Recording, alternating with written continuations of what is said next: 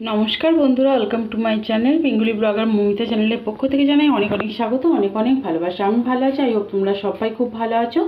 তো আজকে একটা নতুন রেসিপির সাথে চলে এসেছি। বানাবো আছে খিরসা। তো আমি খুব সহজভাবে, খুব কম উপকরণে বাড়িতেই থাকা জিনিস দিয়ে আমি কিভাবে বানাবো সেটাই তোমাদের সঙ্গে শেয়ার করব। মাত্র 1 চামচ চিনি আর 1 লিটার দুধ দিয়ে আমি কিভাবে খিরসা বানাবো। তো চলো, প্রথমে দেখো আমি 1 চামচ চিনি দিয়ে দিলাম। আর এই সময় থাকবে গ্যাসের ফ্লেম লো। তো চলো, আর একটু চিনি দেবো অল্প। তো এই 1 চামচ চিনি দিয়েই আমি কিন্তু এটা বানাবো। আর দিয়ে দিলাম একটু জল।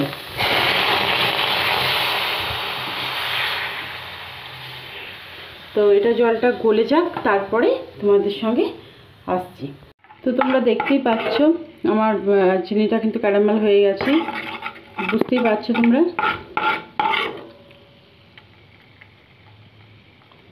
তো আরেকটু কালার আসবে, এটা আবার বেশি করলে, বেশি ক্যারামেল করলে আবার প্রবলেম, মানে বেশি করে নিলে কিন্তু তিতো হয়ে যাবে।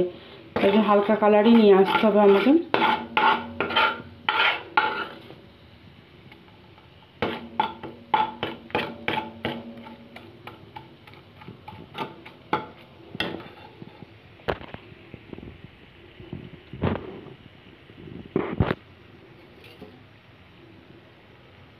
তো আমি এর মধ্যে দিয়ে দিলাম গরুর দুধ।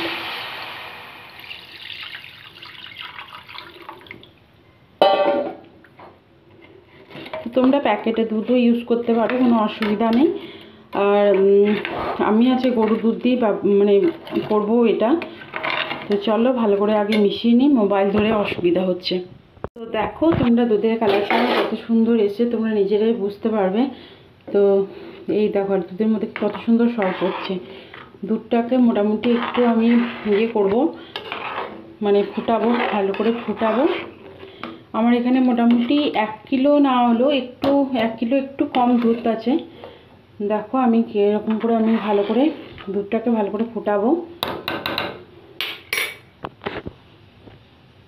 আর আমার রেসিপিটি যদি আপনাদের ভালো লেগে থাকে please like, share and subscribe করবেন, পাশে থাকবেন, এটাই আপনাদের কাছে একান্তভাবে অনুরোধ।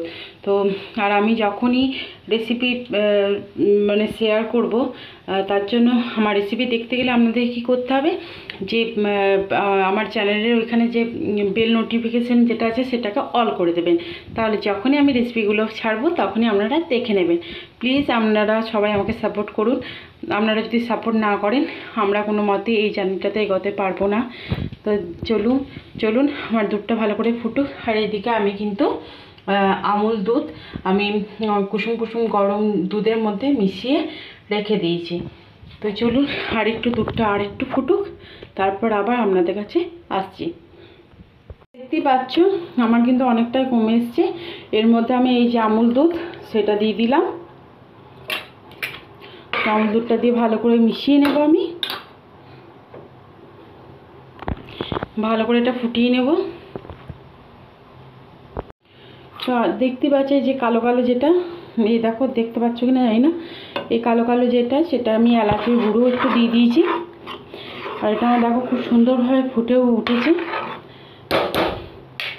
তো এর মধ্যে আমি দিয়ে দেবো এই যে গোবিন্দ চালের গুঁড়ো। তো এইটা জিনিসটা মেশালে কিন্তু এটা খেতে হবে সুস্বাদু, একবারে অমৃত। তো এটা জিনিসটা দিলে বাড়বেও জিনিসটা, উপরন্ত খেতেও ভালো লাগবে। কেউ যদি মনে করে যে স্কিপ করবে, স্কিপ করতে পারো, কিন্তু এটা দিলে কিন্তু খুব ভালোও লাগে খেতে। তো আমি এটা দিয়ে দিলাম। তো দেন এটা ভালো করে মিশাবো। আর এটা দিলে তাড়াতাড়ি টেনেও নেবে আর খুব তাড়াতাড়ি হয়েও যাবে, কম সময়ে জিনিসটা তুমি বানিয়ে নিতে পারবে।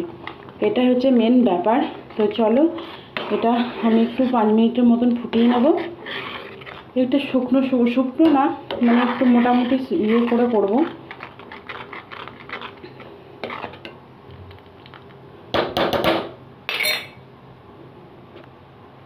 তো দেখতেই পাচ্ছ আমার এটা রেডি হয়ে গেছে। তো দেখতেই পাচ্ছ এটা ফ্রিজের মধ্যে রাখলে আরও টেনে নেবে। তো আমি এবার নামিয়ে নেব।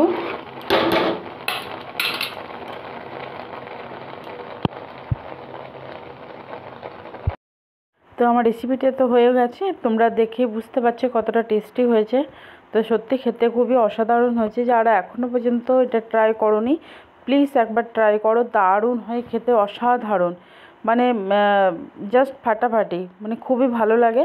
তো যারা ট্রাই করোনি একবার ট্রাই করে দেখো। আর আমার ভিডিওটা যদি খুব ভালো লেগে থাকে প্লিজ একটু শেয়ার করে দিও। সবারই পাশে থেকো, সবাই সুস্থ থেকো, ভালো থেকো। আবার নতুন ভিডিও নিয়ে আবার চলে আসবো। Bye bye.